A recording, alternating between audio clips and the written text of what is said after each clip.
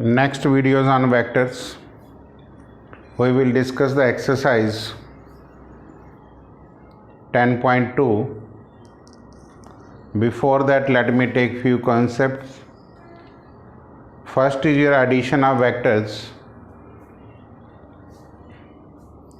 Although non-medical students already know what are additions of vectors, there are two additions. One is triangle law and the second one is parallelogram law. Addition of two vector simply mean a displacement. I hope you know the displacement mean the shortest distance. It means if a girl start from A and move to B, it means displacement of a girl from A to B. Then she moved from B to C. Is it clear? The net displacement by the girl from A to C is represented by the vector AC. And simply this is the triangle of additions. A is the initial, B is the terminal point. BC, now B becomes the initial and C terminal. It can be written as AC. B से B cancel हो जाता है. Terminal point cancel with initial point. But B and B dash, B and vector B is zero vectors. Thus, if we had two vectors A and B, then they are positioned in such a way. उनको आप इस तरीके से रखिए कि so that initial point of one vector coincide with the terminal point of the other. That is AB plus BC. ये terminal है, ये इसका इनिशियल है, ये टर्मिनल है, ये इसका इनिशियल है. तो किसके इक्वल आएगा? A dash. और ये मैंने बाय डेफिनेशन आपको बता रखा है, A vector is a zero vector. It is a magnitude of with zero and direction में भी any. So this is simply triangle of additions. And 1 marks questions may occur there, very important questions, and concept should be very much clear to you, होना चाहिए. Is it clear? Short form में हम इसको हमेशा ऐसे ही लिखते हैं, जैसे कोई आपसे पूछ ले OA प्लस AC will be equal to OC.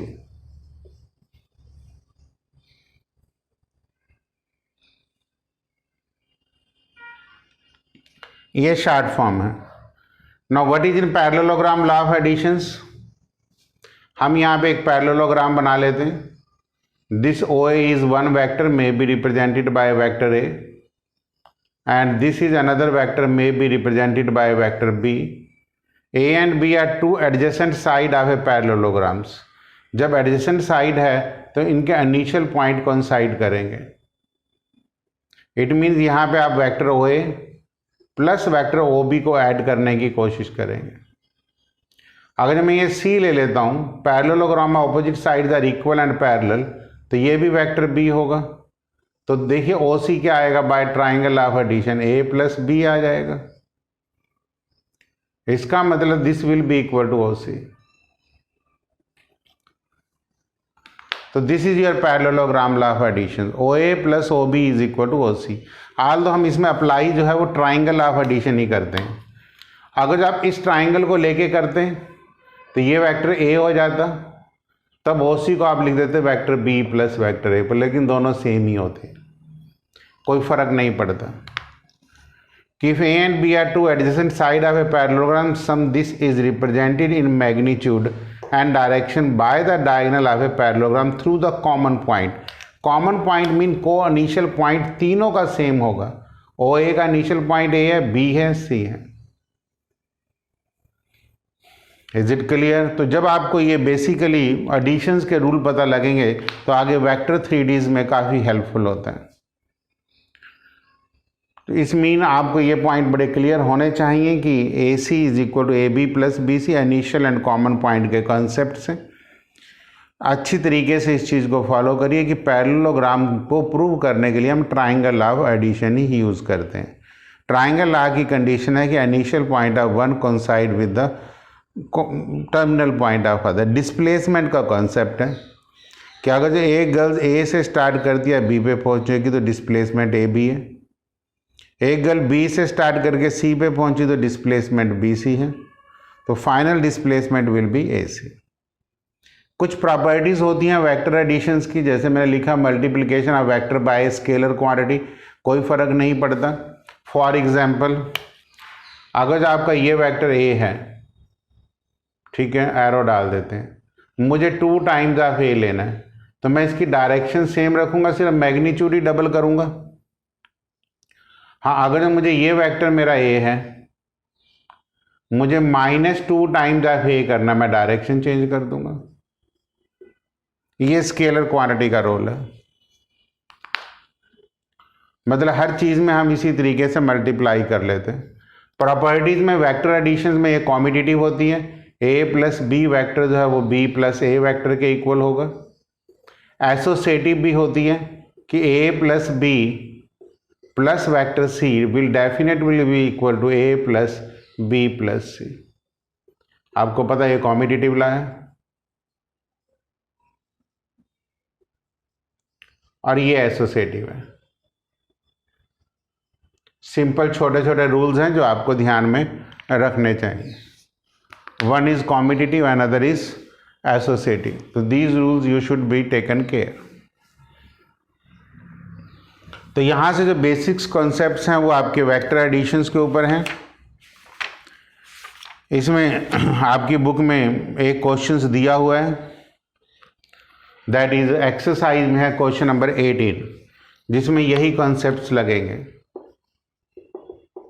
Exercise की जब मैं बात कर रहा हूं तो ये 10.2 है। In a triangle A B C, arrow वही है, फिगर्स ए बी सी जो वही बनी हुई है, सेम फिगर्स हैं। फर्स्ट ऑप्शन है A B plus B C plus C A equal to 0। उन्होंने पूछा which of the following is not true. ये तो ट्रू है क्योंकि ये तो मैंने खुद ही आपको लिख के दे दिए। दूसरा number 2, A B plus B C minus A C is 0। ये भी ट्रू है because minus A C you can write C A, क्योंकि डायरेक्शन ही तो फर्क होती है। ए सी और सी ए में कितना फर्क होता है। This is the definition of negative of a vectors, तो ये भी ट्रू है। Third, A B minus C B plus C A equal to 0 vectors, मैं कहूँगा ये भी ट्रू है। Is it clear? Because minus C B can be written as B C, ये भी ट्रू है। ये एक्चुअली डी ऑप्शन था, I am writing now third, लेकिन कोई बात नहीं। A B plus B C minus C A is equal to 0 vector, यही गलत है बिकॉज यहाँ प्लस सी ए होना चाहिए था।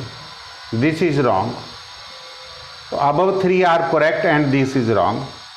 Mean this type of question examination में आप तभी कर पाएंगे when you are very very confident about these 2 definitions. Normally student सोच लेते हैं कि इन डेफिनेशन का कोई यूज़ नहीं है, मुझे नहीं करनी है, थ्योरी की ज़रूरत नहीं है। लेकिन अगर जब आप थ्योरी को ध्यान से नहीं पढ़ेंगे तो बहुत समझ नहीं निकलेगा। इस डेफिनेशन को ध्यान से पढ़िए जो मैंने गर्ल्स के डिस्प्लेसमेंट वाली बात की है कि A B, B initial point है, बी सी कॉमन पॉइंट है, बी से बी कैंसल्ड होता है तब ए सी आता है। जैसे मैंने आपको यहाँ लिख के दिया A B plus B C plus C A.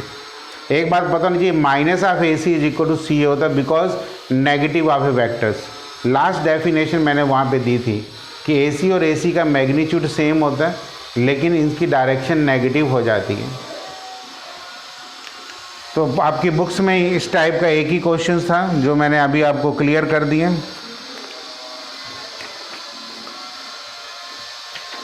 Next,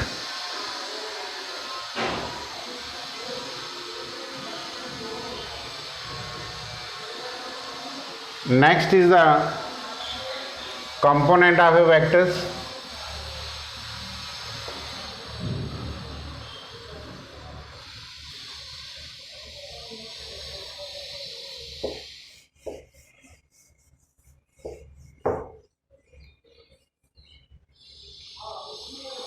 component का कॉन्सेप्ट बड़ा सिंपल है, means let the coordinate of A B on X axis है 1 0 0, coordinate of B will be 0 1 0 and C will be 0 0 and 1. If you take using distance formula, what is A? The magnitude of OA is equal to magnitude of B is equal to magnitude of C. That will be definitely equal to 1. तो मैंने लिखा है vector this has magnitude 1 और इनको आप unit vector भी कहते हैं and are denoted by x. If I is the unit vector mean this is along x axis, this is y and this is j. इसमें कॉन्सेप्ट बड़ा simple रहता है. सपोज एक रूम की मैं 3 साइड्स ले लेता हूं. Is it clear? This is the room where I am standing and I take 3 sides.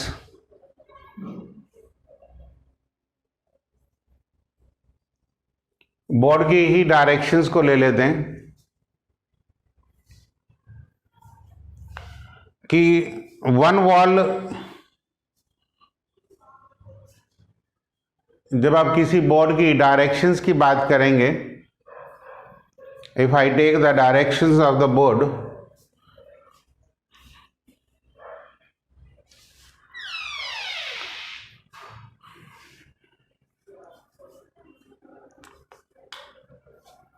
इसमें मुझे ये समझाना है आपको कि एक रूम ऑक्टेंट की शेप में रहता है. अगर आप यहां से पॉइंट स्पेस में ले लेते हैं, अगर जो वहां से परपेंडिकुलर ड्रॉ करते हैं, सपोज करो मैंने इसकी हाइट जो कॉर्नर है इस रूम का जेड एक्सिस लिया, इफ यहां से मैं परपेंडिकुलर ड्रॉ करता हूं तो यहां से जो नीचे वाला प्लेन एक्स वाई प्लेन है, यहां से जो लेंथ ऑफ परपेंडिकुलर होगी वो जेड कहलाएगी. तो जेड इंटू आई टाइम्स कर दूंगा, जेड इंटू के टाइम्स, बिकॉज के is the unit vector along Z axis. अगर मैं इस रूम की लंबाई को वाई एक्सिस कहता हूँ, इसका मतलब अगर जो मैं इस प्लेन के ऊपर, इस प्लेन का नाम एक्स जेड प्लेन होगा, क्योंकि ये वाली जो दीवार है मैंने लेंथ इसकी एक्स ले ली, हाइट जेड ले ली, तो ये पैरेलल टू वाई होगा. तो ये पैरेलल टू वाई एक्सिस होने के कारण इसका कंपोनेंट वाई लेंगे लेकिन डायरेक्शन जे ले लेंगे. क्लियर? सिमिलरली अगर जो मैं उधर परपेंडिकुलर ड्रॉ करता हूँ उस दीवार के ऊपर जिसको मैंने वाई एक्सिस लिया था, तो उसको हमारे पास वो पैरेलल किसके होगा? वो पैरेलल एक्स एक्सिस के हो जाएगा. इसका मतलब एक्स इंटू के आएगा. कहने का मतलब अगर मैं पी पॉइंट को स्पेस में लेता हूँ, अगर जो मैं ये परपेंडिकुलर ड्रॉ करता हूँ तो ये परपेंडिकुलर मान लेते हैं आपका जो पॉइंट है आर ले लिया, नहीं कुछ भी ले लो, यू ले लेते हैं. अब ये जो परपेंडिकुलर नीचे वाला प्लेन एक्स जेड प्लेन है, जेड एक्स प्लेन है. फिगर दोबारा अच्छी साफ बड़ी बड़ी बनाते हैं क्योंकि ये बात समझनी है. ये एक्स एक्सिस है, ये वाई एक्सिस है और ये जेड है. मैं इसको जेड एक्स प्लेन कहता हूं.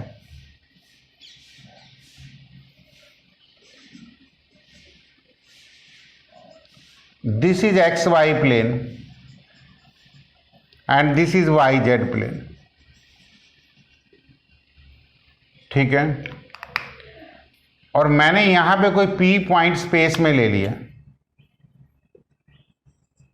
जिसके coordinate X Y and Z है. इधर यूनिट वेक्टर आई हो गया, ये यूनिट वेक्टर के हो गया, ये यूनिट वेक्टर जे हो गया. If I draw a perpendicular on this plane, that is point is u. Now on zx plane it is parallel to y.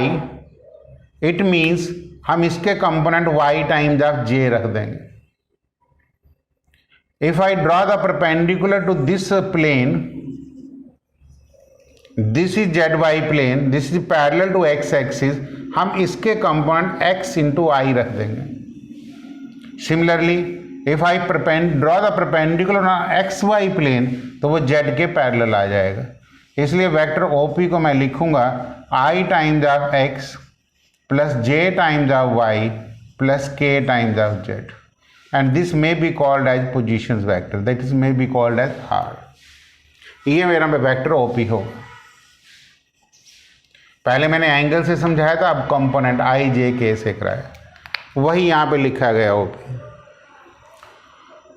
Magnitude लेते हुए डिस्टेंस फार्मूला, लेकिन हम डिस्टेंस फार्मूले से याद नहीं रखेंगे, हम कहेंगे square of I component plus square of Y component plus square of Z components. इस पॉइंट को आप ध्यान में रख सकते हैं। अगर ये 2 डायमेंशंस में होगा तो वहां पे z इज इक्वल टू के नहीं होगा। कई बार प्लेन के अंदर 2 डायमेंशन भी आता है, कभी कभी 3 डायमेंशन आता है। अगर हम k को एलिमिनेट कर देंगे तो ये 2 डायमेंशन में आ जाएगा। इनकी कैलकुलेशंस बड़ी सिंपल होती हैं। इसका मतलब आप नेट शेल में ये समझ सकते हैं कि अगर जो p के आपको कोऑर्डिनेट दिए हुए हैं, ओरिजिन कोई दिया हुआ है, तो आपने वेक्टर OP निकालना है। तो अगर जो सपोज करो कि p के कोऑर्डिनेट 2, 3, 4 हैं और आपने वेक्टर OP निकालना है, तो आप यहाँ से 2i plus 3j plus 4k लिखेंगे। फिगर के हिसाब से ये एक्सिस ऐसे बनेगा, ये ओरिजिन है और ये डिस्प्लेसमेंट होती है, बीच में कोई दीवार नहीं होती, कोई कुछ नहीं होता, सीधा O से P तक का डिस्टेंस होता है। ये नेट शेल में आपको प्रैक्टिस कर रही है। O आपके पास फिक्स पॉइंट होता है जो ओरिजिन होता है। अब देखिए आगे आपको क्या समझाने की कोशिश की गई है। मीन्स आपकी एक्सरसाइज के कुछ क्वेश्चंस तो बड़े सिंपल मिल जाएंगे। जैसे क्वेश्चन नंबर 1 है, compute the following vectors, magnitude of the following. अब जैसे मान लो फर्स्ट क्वेश्चन फर्स्ट पार्ट है, magnitude of the following. Vector A आपको दिया हुआ है, आई प्लस जे माइनस के, तो मैग्नीट्यूड का सिंबल ये है। लिखेंगे कि अंडर रूट, इसका कंपोनेंट 1 का स्क्वायर प्लस 1 का स्क्वायर प्लस माइनस 1 का square, answer is under root of root 3। ये इसके कंपोनेंट्स हैं। रिमेनिंग पार्ट बी और सी अपने आप कर लेना। आगे इन्होंने कहा है कि इसका सेकंड क्वेश्चन बहुत सिंपल है कि right 2 different vector with same magnitude. I am taking second question, right 2 different vector, vector different होने चाहिए। लो 2i प्लस जे लिख दो। वेक्टर बी ले लो, i प्लस 2j। अब दोनों वेक्टर डिफरेंट हैं, बट इसका भी मैग्नीट्यूड √5 आएगा और इसका भी मैग्नीट्यूड क्या आएगा, √5 आएगा। दोनों वेक्टर सेम मैग्नीट्यूड के हो गए बट डिफरेंट हो गए। मैंने के जान के लिया ही नहीं यहाँ पे। थर्ड क्वेश्चन है, right 2 different vector with same directions. Right 2 different vectors with same directions. अब यहां पे आप ऐसे लिख सकते हैं थर्ड क्वेश्चन, वेक्टर्स क्या होंगे, डिफरेंट। अब सपोज करो वेक्टर ए को आप 2i प्लस जे ले लो, वेक्टर बी क्या ले लो, इसको 2 से मल्टीप्लाई कर लो, 4i प्लस 2j। ये डिफरेंट मैग्नीट्यूड है बट डायरेक्शन सेम है, ठीक है। वेक्टर डिफरेंट है बिकॉज मैग्नीट्यूड डिफरेंट है बट डायरेक्शन सेम है, क्योंकि कोलिनियर वेक्टर्स हैं। आप समझ रहे हैं कोलिनियर वेक्टर, मैंने कहा था when vector A is equal to lambda, मैंने ये पॉइंट यहाँ भी लिखा है, 2 vectors are said to be collinear, vector A is equal to lambda times of B. मतलब ये सारी डेफिनेशन पीछे भी बताया था कोलिनियर वेक्टर्स कि 2 वेक्टर जो आपस में पैरेलल हो बट इक्वल ना हो, that are called to be collinear vectors. चलो ठीक है, अब थोड़े से और ये पॉइंट कर लेते हैं।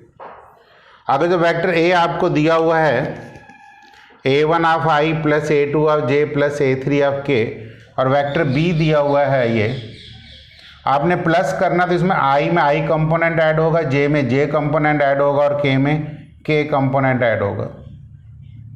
ये एडिशन ऑफ वेक्टर्स है। एक तो मैंने समझा दिया एडिशंस, ये कंपोनेंट वाइज है। इन बच्चों में ये गलती नहीं होती, बस ये है कि a1 में b1 ऐड हो गया, a2 में b2 ऐड हो गया, a3 में नहीं है तो 0 हो जाएगा।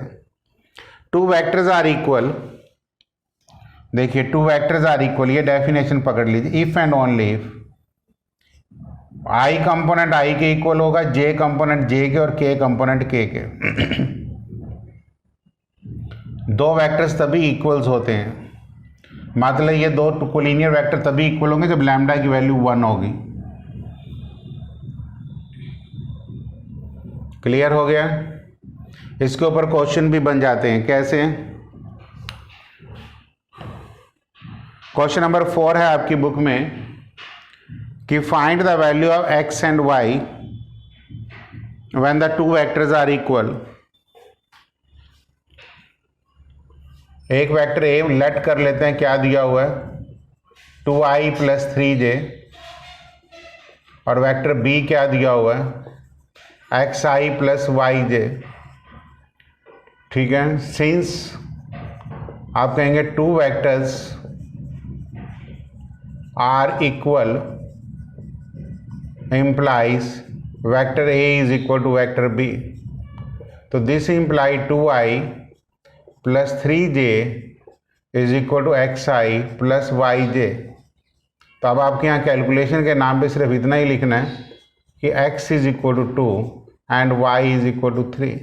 सिर्फ आपको रिजल्ट्स पता होने चाहिए कि two vectors are equal if and only if a1 is equal to b1, a2 is equal to b2 and a3 is equal to b3। मैं साथ साथ एक एक सम इसलिए करा देता हूं ताकि आपको पता लगे कि थ्योरी कितनी इंपॉर्टेंट होती हैं।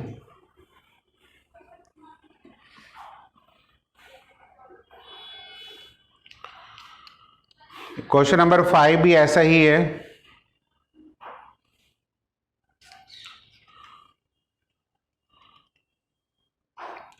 बाद में डिस्कस करेंगे, अभी क्वेश्चन नंबर 5 डिस्क नहीं मैंने कराया।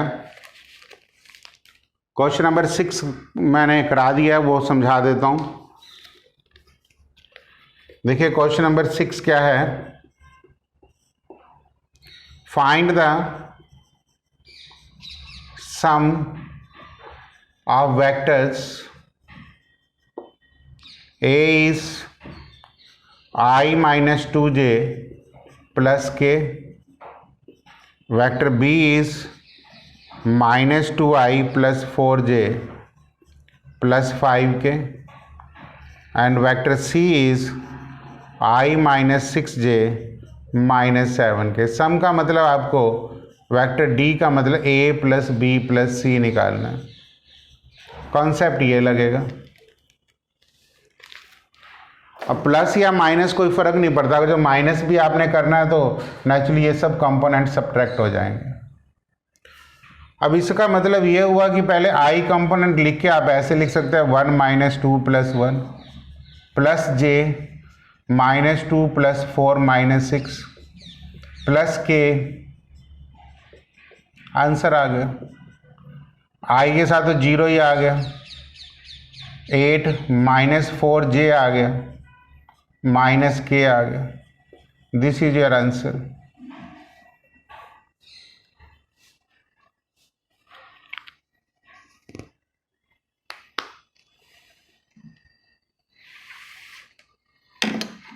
क्वेश्चन नंबर 7 भी मैं करा देता हूं क्योंकि हमने इसकी थ्योरी भी कर चुके हैं, क्योंकि जिन जिन पॉइंटों की हम थ्योरी कर चुके हैं वो आप कवर कर सकते हैं। मैं आपको अगला पॉइंट क्लियर कर देता हूं, थर्ड पॉइंट, कि किसी भी वेक्टर को अगर जो स्केलर मल्टीपल लैम्डा से करें तो उसके तीनों कंपोनेंट मल्टीप्लाइड हो जाएंगे। कहने का मतलब यह है कि आपको ऐसा क्वेश्चन मिल सकता है कि जैसे वेक्टर ए आपको ये दिया हुआ है कि 2i + 3j, तो अगर जो आपको कोई कहे 7 टाइम्स आप वेक्टर ए लिखो तो क्या लिखोगे 14i + 21j। ये पॉइंट नंबर 3 है।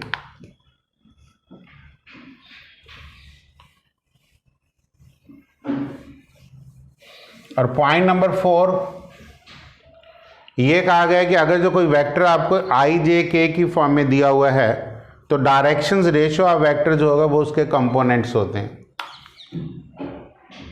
मींस अगर जो वेक्टर a आपको सपोज करो किसी ने ये कह दिया कि 2i + 3j + 4k, तो आपको यहाँ लिखना पड़ जाए कि directions ratios of vector a तो अब यहाँ ब्रैकेट, यहाँ कॉलन आएगा, 2, 3 एंड 4 रहेंगे।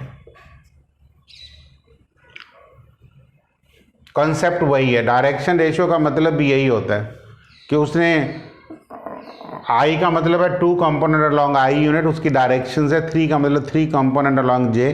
क्योंकि इनको स्केयर करके ऐड करके 1 नहीं आ रहा है, इसलिए हम इसको डायरेक्शन कोसाइन नहीं कहते हैं। अगले में क्या है,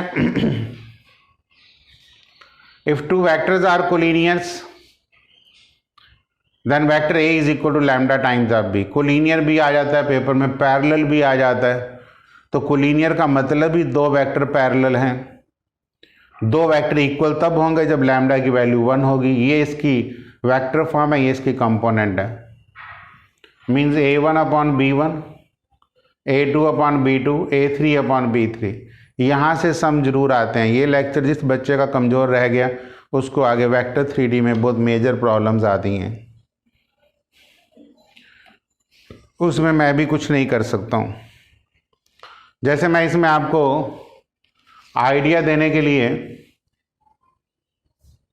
मैं क्वेश्चन नंबर 10 आपको क्वेश्चन नंबर 11 डिस्कस कर सकता हूँ।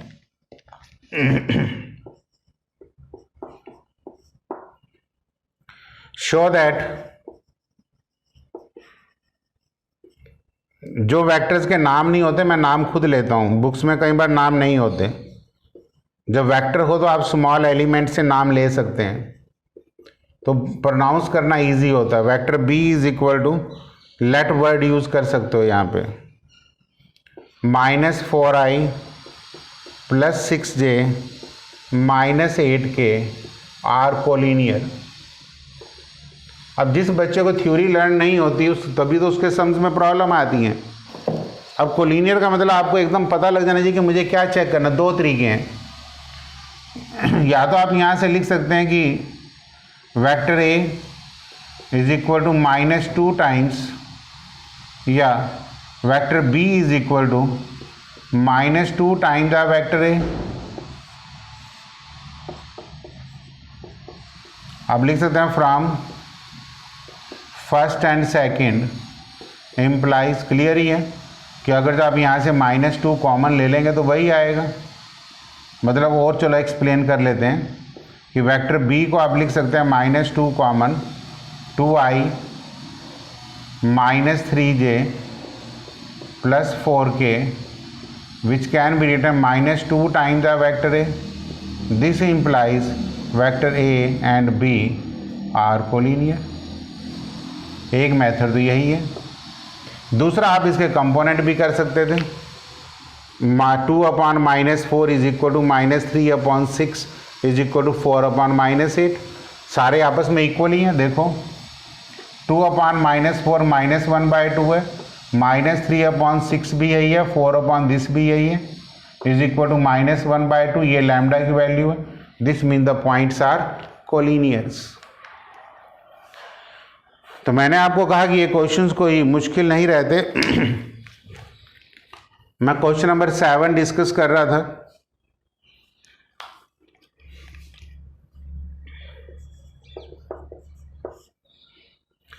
Find the unit vector in the direction of, इसमें वेक्टर ए के साथ ही दिया हुआ है।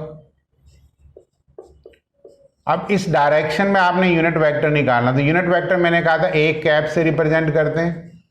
फार्मूला दिया था vector A divided by its magnitude, means i + j + 2k and its magnitude is 1 + 1 + 4। तो ये इसका बेसिकली आंसर आ जाएगा। अब मैंने कोई डायरेक्शन तो चेंज नहीं करी, बट इसका मैग्नीट्यूड यूनिट ही आ गया। ठीक है, ऑपोजिट डायरेक्शन में होता तो माइनस साइन लगा देते हैं।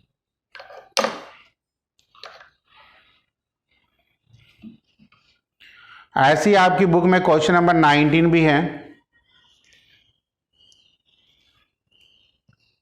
मैंने आपको कहा कि ये सारे questions totally 100% based on theory हैं। मैंने सारी थ्योरी आपकी एनसीईआरटी बुक से ही ली है। सारे उस पेजेस दिए हुए हैं, आप और बेटर तरीके से उसको रीड आउट कर सकते हैं। ताकि आपके पॉइंट्स क्लियर रहें।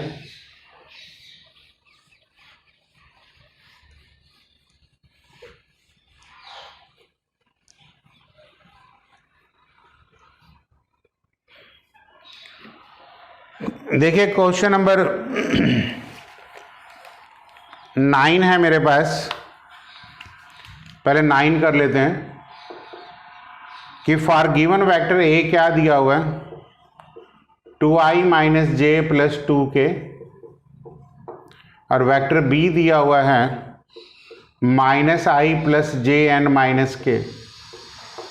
फाइंड द यूनिट वेक्टर्स,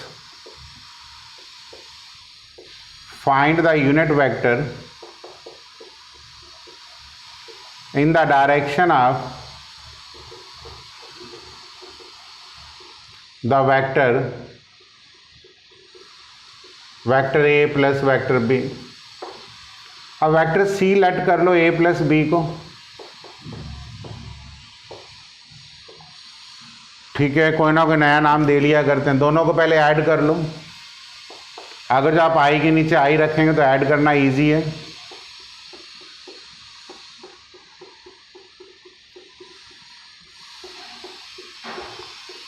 तो दिस इज आई प्लस के।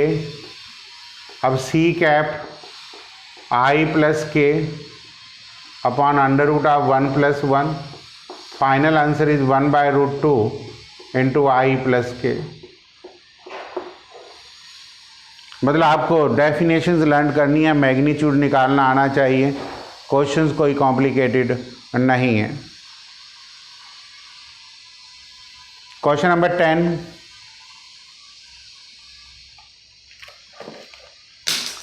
Find A vector in the direction of this.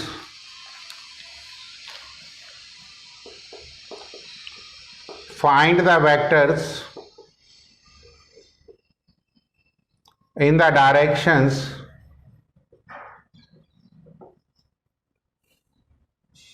of vector A 5i minus j plus 2k, which has magnitude 8 units।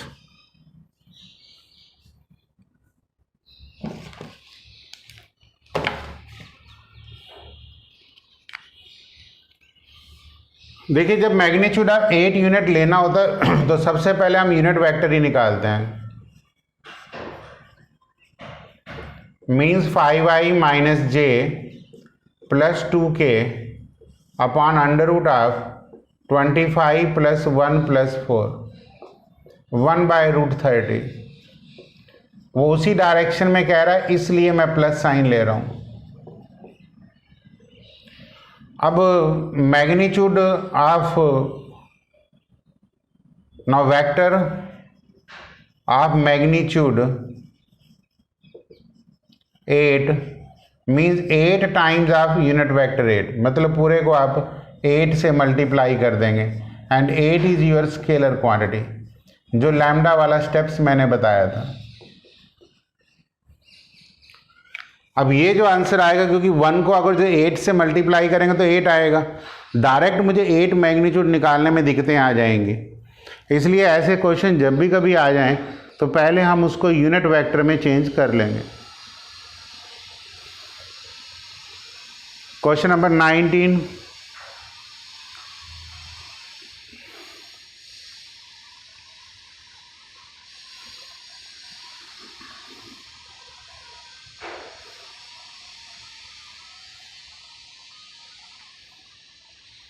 if A and B are collinear vectors,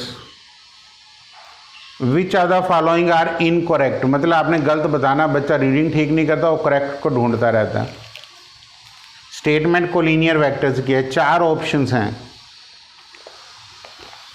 पहला है number 1 is vector B is equal to lambda times of A।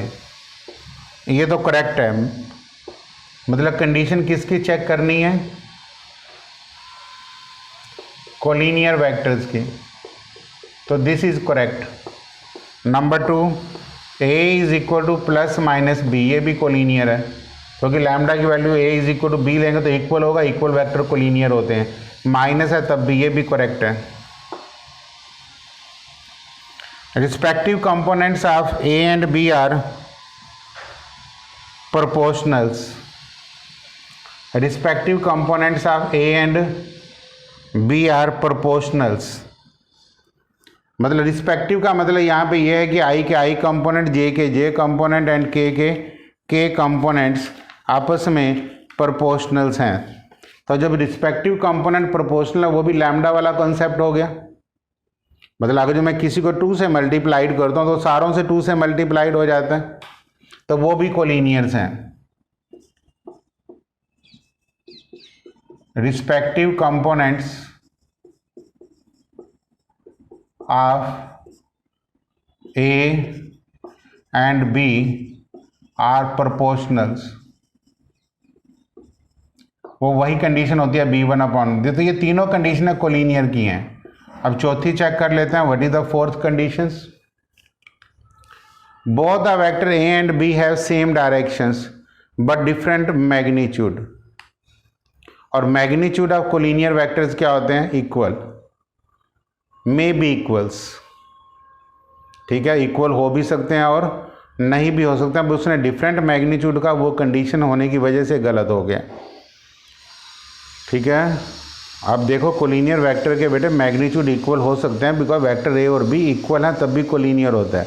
But इसने लिखा है कि condition बना दी कि different magnitude होंगे तो कोलिनियर कहेंगे, इसलिए वो गलत है।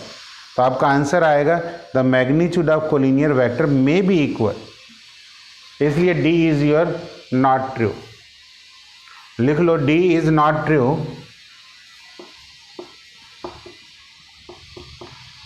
Because magnitude of collinear vectors may be equal।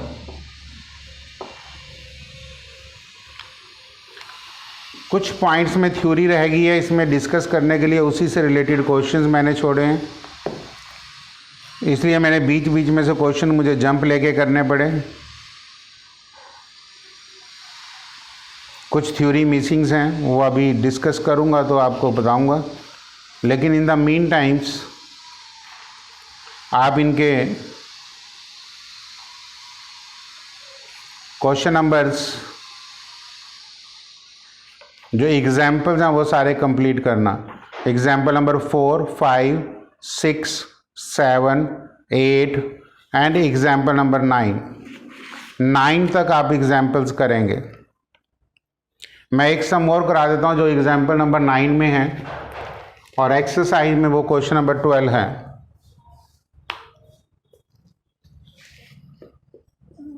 वो आपसे ये पूछा गया है, find the direction cosines, find the direction cosines of the vector a is equal to i plus 2j plus 3k। जब भी ऐसा क्वेश्चन आए तो पहले लिखो directions ratios of vector A, और यहाँ कॉलन डाल के ऐसे करली ब्रैकेट 1, 2 एंड 3 लिख दो। फिर जब डायरेक्शन को साइंस लिखते हैं, a1 divided by √14, 2 divided by √14 and 3 divided by √14 plus minus के साथ आ जाते हैं।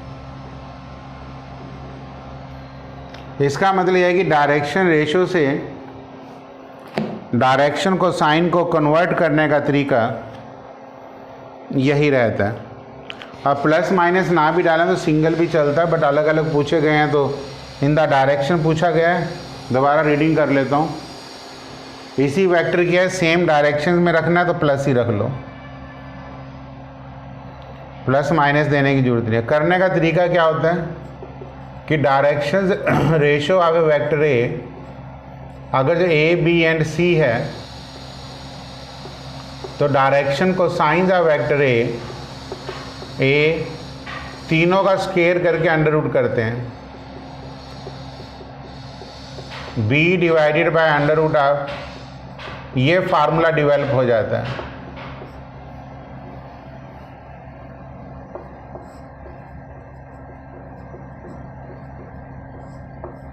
ताकि इन तीनों का स्केयर करें तो 1 आ जाए, because L square plus M square plus N square 1 होता है।